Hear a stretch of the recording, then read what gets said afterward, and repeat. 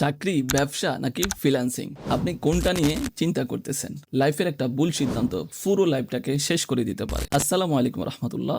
আমি মুজাহিদ রাফিকি, ফাইবার আপার top rated 5 ইয়ার্সের বেশি সময় ধরে ফ্রিল্যান্সিং করতেছি এবং নতুনদেরকে হেল্প করতেছি। আমার এই চ্যানেলের মধ্যে আমি নতুনদের জন্য বিভিন্ন ধরনের guideline, tips and tricks, motivation, বিভিন্ন ধরনের স্কিলসগুলো শেয়ার করে থাকি। আপনি যদি আমার চ্যানেলের মধ্যে নতুন হয়ে থাকেন তাহলে অবশ্যই আমার চ্যানেলটি সাবস্ক্রাইব করে রাখবেন এবং ফেসবুক পেজটি ফলো দিয়ে রাখবেন। তো চলুন শুরু করা যাক।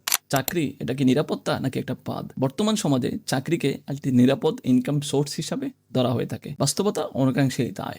চাকরির যে সমস্ত বড় সুবিধা রয়েছে সেটা হলো মাস শেষে আপনি নিশ্চিত একটা ইনকাম থাকতেছে, ফ্যামিলির হ্যাপিনেসটা পাচ্ছেন, এমনকি সোসাইটিতে একটা সম্মানজনক স্ট্যাটাস নিয়ে আপনি লাইফটাকে লিড করতে পারতেছেন। That's really good.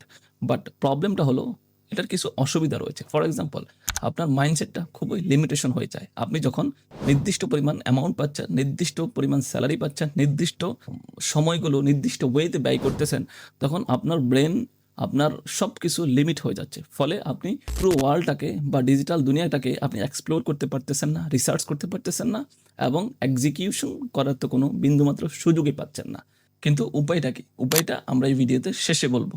ব্যবসা এটা কি স্বাধীনতা নাকি ঝুঁকি? ব্যবসার অনেকগুলো সুবিধা রয়েছে, অনেক বেশি অপরচুনিটি এখানে রয়েছে। ফর এক্সাম্পল, ব্যবসাতে আপনি নিজেই নিজের বস থাকবেন, এখানে অনেক বেশি ইনকামের সুযোগ রয়েছে এবং বিজনেসকে স্কেল করার সুযোগ রয়েছে। এখানে ইনকামের কোনো লিমিট নাই এবং বিজনেসকে স্কেল করা যায়, নিজেকেও একটা বড় জায়গায় নিয়ে যাওয়ার সুযোগ থাকে। একটা রিসার্চে দেখা গেছে প্রায় 90% বিজনেস শুরুর 2 বছরের মধ্যে বন্ধ হয়ে যায়। এর কারণ কি?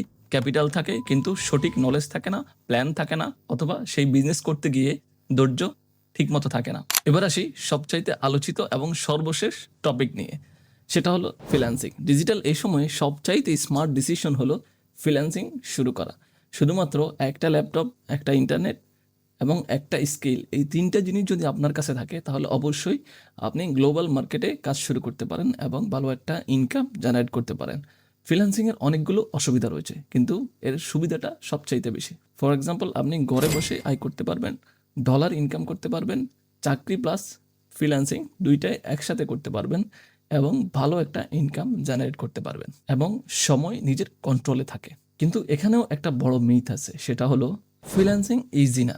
শুরু 6 মাস থেকে 1 বছর পর্যন্ত আপনাকে খুবই ধৈর্য সহকারে কাজ শিখতে হবে, প্লাস কাজ পাওয়ার জন্য চেষ্টা করতে হবে। ফ্রিল্যান্সিংয়ে শুধুমাত্র তারাই সফল হয় না যারা ধৈর্য হারিয়ে ফেলে এবং তারাই পরিশেষে বলে যে ফ্রিল্যান্সিং কোনো কাজের না। এবার আসি সবচেয়ে বড় ট্রুথ যেটা, সেটা হলো চাকরি খারাপ না, বিজনেসও খারাপ না, ফ্রিল্যান্সিংও খারাপ না, কোনোটাই খারাপ না।